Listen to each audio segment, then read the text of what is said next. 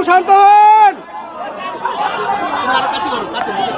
আমি এখানকার আইজি সাহেব বলছি, কালকে যে ঘটনা ঘটেছে আমরা তাতে সবাই মর্মাহত, এবং এই কেসের সঙ্গে যারা যারা জড়িত প্রত্যেক লোক অ্যারেস্ট হবে, প্রত্যেক লোকের উপযুক্ত সাজা হবে, আমরা ফাঁসির সাজা দেব। একটু আগে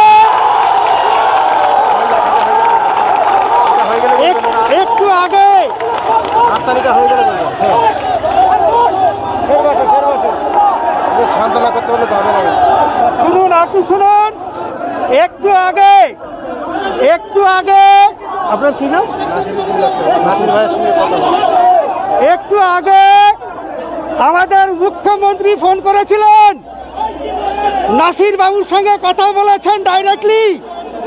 উনি কথা দিয়েছেন এই কেসের সঙ্গে যারা যারা জড়িত কাউকে ছাড়া হবে না, এবং আপনাদের আমি কথা দিয়ে যাচ্ছি এর বিরুদ্ধে যা যা ব্যবস্থা গ্রহণ করার আমরা গ্রহণ করব। পরের মঙ্গলবার আমার অফিসে ওনাদেরকে যেতে বলেছি, ভবানী ভবনে।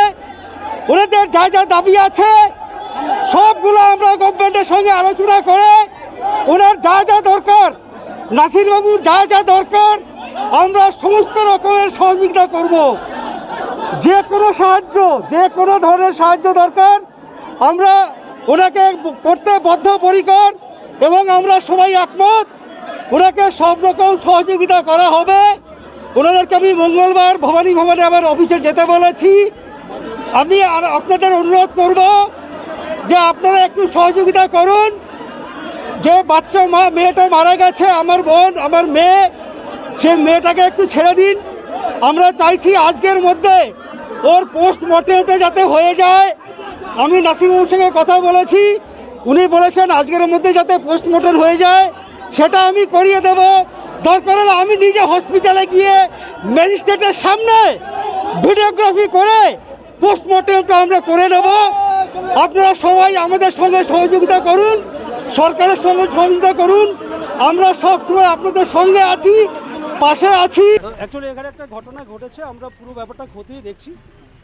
যে ইনসিডেন্ট হয়েছে আমরা আশা করছি, কথা দিচ্ছি যে এটা যাতে সাজা হয় সেটার দিকে আমরা নিয়ে যাব, এবং নেক্সট যা যা কাজ আছে আমরা আমাদের তরফ থেকে যতটা করার আমরা নিশ্চয়ই করব। ইনভেস্টিগেশন আমরা দেখে নিচ্ছি, পরে বলে নিচ্ছি, রেড চলছে, আমরা সবাইকেই ধরবো যারা যারা এই কেসে ইনভলভ আছে।